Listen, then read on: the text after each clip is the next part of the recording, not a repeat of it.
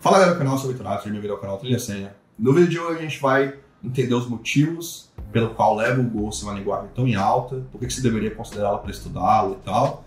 Além disso, considerar efetivamente usar em produção também, né? Quem sabe, por que não. Além disso, a gente vai passear pelo tooling da linguagem, efetivamente fazer o setup e tal. O tooling em si da linguagem é bem bacana, é uma vantagem dele por si só. O tooling, vocês vão ver que o build tool e tudo que vem com o tooling da linguagem em si é bem bacana mesmo. E aí eu já deixo a pergunta para você, por que você acha que o Go tem tomado tamanha atração aí, por que tem crescido bastante, porque tá tão em alta e tudo mais? Eu diria que um grande motivo foi pelo fato de ter crescido de maneira pareada com aplicações Cloud Native, tá? Quando a gente pensa em Cloud Native, tá, galera? É uma abordagem arquitetural, um uso de prática que você usa para subir uma aplicação em nuvem. E as aplicações que existem hoje, que são bem famosas, Docker Compose, Kubernetes, o próprio Wish, que é um Service Mesh bem famoso e tal, eles são todos feitos em Go, tá? Suas CLIs e tudo mais. Terraform também é feito em Go, daí você tira. E o crescimento da linguagem por si só, junto com o Cloud Native, acaba sendo um atrativo para você adotar, porque não, já que toda a minha infra, toda a minha perspectiva de cloud, ela tá toda feita em Go, e é ultra performática em Go, por que não fazer uma aplicação também em Go e tudo mais? Então, muito por conta disso, eu acho que a linguagem cresceu bastante. Além disso, ela é muito fácil de você codar. Tem poucas palavras-chave reservadas ali. Não que isso por si só faz a linguagem ser simples, tá longe de ser isso. Tem linguagens que são mais simples do que Go, tem linguagens que tem o mesmo nível, por exemplo, de keywords ali e tal, e são bem mais simples. Para você considerar algo como sendo simples, é um tópico à parte, tá? Enfim. Mas, de todo modo, essa é uma linguagem fácil, é fácil codar, é fácil tipar coisa em produção, e o tooling por si só, como vocês vão ver depois, você faz tudo dentro da linguagem. Então, formatador de código, geração, o gerador do artefato do build ali e tal, você faz tudo em Go, rodar os testes, enfim. Então, acaba sendo um atrativo bem grande. Além disso, você pode usufruir do Go também no sentido de eles ter leveza operacional, ou seja, você pode criar suas aplicações em Go e elas serem leves em termos de custo na infra. Então, tipo assim, você vai economizar mais dólares se geralmente colocar uma aplicação em Go no ar do que colocar uma em Java, por exemplo, ou em outras bem famosas também. Então, acaba sendo atrativo. E agora, bora brincar, fazer o setup, entender como é que o tooling do Go funciona e gerar sua primeira aplicação aí. Bora lá. Bom, pessoal, começando pelo início de tudo, tá? Então recomendo que vocês acessem o site ali do Go e tal, e o site oficial, obviamente. Deem uma olhada, inclusive, sobre os cases, né? Sobre um pouco da história e tudo do Go, bem legal, inclusive. São grandes companhias usando o Go hoje, Mercado Livre é uma delas, aqui no Brasil bem famosa, né? Não só no Brasil, o mundo, também América Latina e tal. Então, Twitch, Twitter, Netflix, Uber, várias outras, muito por conta do motivo pelo qual passa pelo crivo lá da motivação inicial que eu falei, né? De crescer de maneira pareada com aplicações Cloud Native e tal. Então, muito do que a gente vê hoje em Cloud passa por Go, inevitavelmente. Então, acredito que muito seja fortemente por isso, tá? Enfim, então a gente pode ir pro que interessa, né?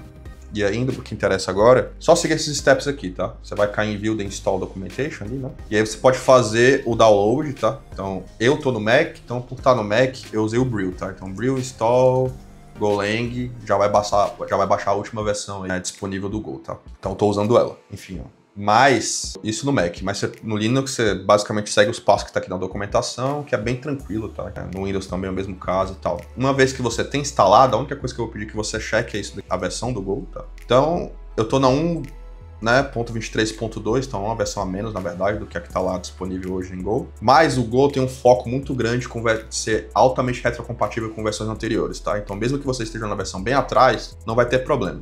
O único adendo que eu faço é, se você tiver uma versão que não tem suporte a Generics, Generics surgiu na linguagem a partir da versão 1.18, se eu não me engano, aí pode ser um problema, porque eventualmente a gente vai usar Generics e tal, então pode ser uma quebra de retrocompatibilidade dependendo da versão onde você tá, mas enfim, no geral, inclusive as evoluções do Go são bem morosas por conta desse autocuidado em colocar construtos novos, de modo a ferir, talvez, a versão de simplicidade, de facilidade que a linguagem quer ter, né? Então, raramente você vai ter esse problema de estar na versão anterior e de uma versão nova, que eventualmente pode quebrar muita coisa e tal.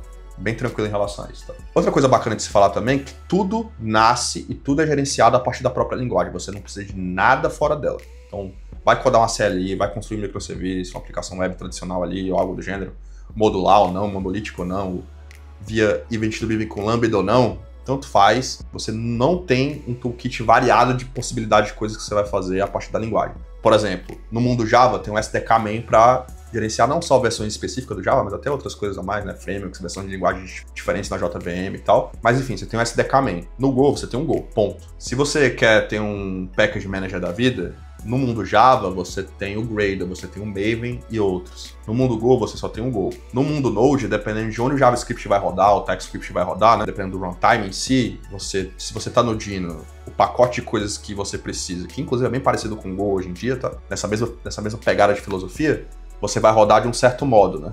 Mas se você tiver no Node, você vai usar o NPM padrão. Se você tiver no BAN, é outra coisa. Se você tiver com JavaScript puro, vanilla, e quiser rodar ele em um runtime que não seja necessariamente Node, ou na web, ou em outros cenários, pode ser que você use Yarn, pode ser que você use PNPM, pode ser que você use o próprio NPM, outros package managers famosos e tal. Então, tipo assim, você percebeu, de acordo com o runtime, de acordo com a natureza de onde esse código vai rodar, seja JavaScript, TypeScript, próprio Java, né, próprio Kotlin também, várias outras linguagens, você tem esse percalço a mais que é ter um setup diferente. E não só isso, tá? Formatador de código, por exemplo, é um exemplo. Então, Prettier, por exemplo, é muito famoso. Mas você pode fugir dele e fazer um setup de outro jeito completamente diferente, usando configurações padrões ali com TS, por exemplo. Então, cara, é uma diversidade muito grande que no dia 1 não faz sentido ter e o Go elimina esse problema, também é legal. Beleza, uma vez que está instalado aí, você pode dar um Go Help. Go Help aqui, a gente vai passear agora um pouco, ó. Go is a tool for managing Go source code, então todo o tooling, todo o build tool, tudo que você precisa para gerar o seu binário, rodar pipeline de teste, telemetria,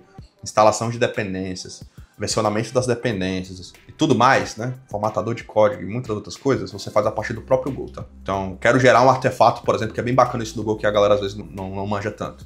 Quero gerar a partir do meu Mac aqui um artefato, um binário, somente para Linux, por exemplo, a partir do meu compilador onde eu tô aqui agora com o Go. Bem tranquilo de fazer, a gente vai fazer inclusive isso agora na prática. Então, isso é um pouco do tooling, assim, né? Então, a gente vai usar um pouco desse tooling hoje já, inclusive. Então, tudo começa onde, tá? Geralmente, as aplicações, você vai ver isso daqui, ó. Esse Go Mod que a gente vai ver aqui agora, tá? O que é esse Go Mod, tá? Ele seria equivalente a um módulo ali, ou um arquivo, por exemplo, do mundo Node ali com package.json, tá? É onde você vai colocar suas dependências, a versão do TypeScript que você tá usando, por exemplo, naquele package.json. É a versão que eu vou colocar aqui do Go também, que vai estar disponível nesse go.mod. Então, é um deparo bem parecido, né? Falou em gerenciar dependências, falou em construir a base que vai permitir você gerar seu entry point, é aqui nesse Go Mod init. O padrão dele, que você vai ver em todos os repositórios que você normalmente vai encontrar por aí. Então, o lugar onde vai estar hospedado, que nesse caso aqui, né, que a gente está fazendo, vai ser no GitHub, então github.com, nome do usuário, tá? Que vai disponibilizar aquele source code, então Victor Alisson aqui, que é o nome de usuário no GitHub, trilha senha, enfim. E o nome do projeto, tá? Então, quando eu fizer isso e der um Enter, ele vai gerar aqui um Go Mod. Beleza. Outra coisa que eu vou pedir para vocês fazerem também é criar um main.go, que a gente vai fazer um hello world básico aqui com a linguagem, criar uma função, enfim. Então, beleza. Você já tem tudo que precisa, né? Se eu der um catch lá nesse main.go, não tem nada, obviamente, né? Porque, enfim, a gente tá construindo agora. A partir de agora, você pode abrir o seu editor de código favorito. Um ponto também interessante é que, Vitor, não quero fazer esse setup agora. Não me interessa muito. Quando você estiver codando as lambdas ali, fazendo toda a parte de construção, codando efetivamente ali seu código da lambda com Go, aí eu vou fazer. Não tem como eu fazer brincar com Go agora, por exemplo, só com Playground na web? Tem, tá? Então, get started aqui. Ó, tour of Go, tá? Então, take a tour. Ó, aqui você pode rodar um código Go simples, tá? E sair brincando com a linguagem, então, inclusive, dá para instalar esse tour aqui, esse Playground, offline, standalone e tal, na sua aplicação também. Se você já tem um Go instalado, eu não sei por que você usaria isso daqui, tá? Mas é uma possibilidade se você não quiser pular um pouco dessa etapa de setup. Enfim, é uma das possibilidades, tá? Dito isso, você pode rodar no VS Code. Eu vou usar o Golang aqui do mundo JetBrains, porque eu gosto bastante, como vocês já deram pra perceber aí, das ideias da JetBrains, mas fica à vontade aí de rodar onde você quiser, tá? Então, a gente pode ir agora pro Go Mod. Então, o Go Mod, ó, vai ter a versão do Go, tá? A gente já deu o Go Version ali, ele já deixa na versão padrão de onde vem o ponto de partida da instalação do Go. Então, versão padrão aqui do Go, e o nome do módulo, que é o nome que eu já comentei, a formatação do Go. Esse padrão aqui já é o suficiente para você começar a construir um código em Go, tá? Bem simples. Então, quando a gente fala de package, então todo código em Go fica num package, e esse package aqui eu estou dizendo que basicamente ele é o entry point da aplicação. É a partir de onde eu vou conseguir rodar meu código em Go, o meu binário que vai ser compilado e gerado a partir do meu artefato ali do build com o tooling do Go, tá? Se a gente quiser gerar uma função aqui, né, ó, main, então ó, já viu que o Golang já deixou fácil aí, né? Print ln, vou usar standard library para colocar um hello world padrão, então um hello worldzinho. Então beleza, basicamente eu chamei uma função do pacote fmt que permite eu printar algo na tela, né? Bem parecido com a função do systemout.println lá do mundo Java, ou do printf do próprio C, bem similar. Nomenclatura para criar uma função é func, e o nome da função, né, em minúsculo aqui, main no caso. Vou abstrair mais detalhes, que tem mais detalhes ainda só nesse código aqui, que faz parte especificamente do mundo Go. Mas enfim, isso é o básico que você precisa saber. Colocou main, isso daqui é um entry point, ou seja, é um arquivo que pode ser visto como ponto principal de entrada de um arquivo que vai ser rodado pelo runtime ali do Go. O que mais você precisa saber, tá? Que pode ser interessante é o seguinte. Vou passear um pouco agora por essa ideia de módulo, entry point e tal. Eu posso ter um package 1 aqui, eu posso ter um package 2 aqui, tá? E aí a gente vai gerar agora um arquivo main.go aqui também e um arquivo main.go aqui também. Ó, o padrão, né? Você viu que o Golang já completou aqui, que o package está tendo o mesmo nome do diretório de onde ele foi declarado, onde ele foi gerado. Então, eu poderia ter uma função aqui, poderia ter uma struct, poderia ter uma série de coisas que a gente vai ver, inclusive, ao longo das aulas aí, que poderiam fazer parte do meu binário de onde vem o meu entry point lá, que é esse main aqui. Então, por exemplo, uma aplicação monolítica tradicional, eu posso organizar meus arquivos, né, e tal, meus controllers, minhas rotas, e services, use case, e command handlers, e enfim, não importa tanto aqui o tipo de arquitetura, nesses pacotes aqui, e o entry point seria esse meu entry point aqui, né, package main e tal. Só que cada pacote desse pode ser um módulo próprio, que tem uma vida própria e que tem um entry point, que é um entry point por si só também. Então eu posso ter mais de um package main, desde que eles estejam declarados em pacotes diferentes. Tá? Então package main, vou colocar um main aqui também, ó. FMT, println, vou colocar um hello world aqui. Esse hello world aqui vai ser vou colocar só um package 1 aqui, que a gente vai gerar os binários para ver a diferença. Então a mesma coisa aqui, tá? Então vou fazer aqui também. Então aqui é um main, que é um entry point, então, ou seja, é um código que é passível de ser executado pelo runtime do Go ali e tal. Esse aqui é o package 2, tá? Beleza, então a gente tem alguns pacotes aqui que são independentes, que podem ser binários independentes. Por que eu tô falando isso? Porque você poderia ter uma arquitetura modular, poderia gerar uma arquitetura modular, né, com ou de microserviços mesmo, apropriadamente falando e tal. E cada binário desse, que vai ser representado por esse entry point, a partir do meu pipe de CI/CD, ele pode rodar em lugares diferentes. Um pode ser uma lambda, por exemplo, e o outro pode ser um monolito tradicional, um microserviço, ou um módulo específico que vai rodar, por exemplo, no SS ou coisa do gênero. O que a gente pode fazer, tá? A gente vai usar mais o tooling agora e vai gerar um build. Uma das maneiras de eu gerar um build aqui, no Go, eu vou usar o próprio main.go aqui. Se a gente fizer isso daqui, ó, go build, então perceba que eu tô usando o próprio, não tô usando um Gradle, não tô usando nada, como eu já falei antes, né? Tô usando o próprio Go especificamente para gerar esse artefato, esse binário, a partir do meu build aqui. Então, vou gerar a partir do meu main.go aqui, o build. Se eu gerar, o que vai acontecer, tá? Então eu vou até voltar lá para a ideia, que fica mais claro de ver. Olha lá, tem o build myappmac, certo? Então, minha aplicação, que é esse main aqui, tem um binário dela que eu poderia distribuir para um parceiro. Beleza, usa minha aplicação aí. Só tu rodar ela aí no teu terminal e tal.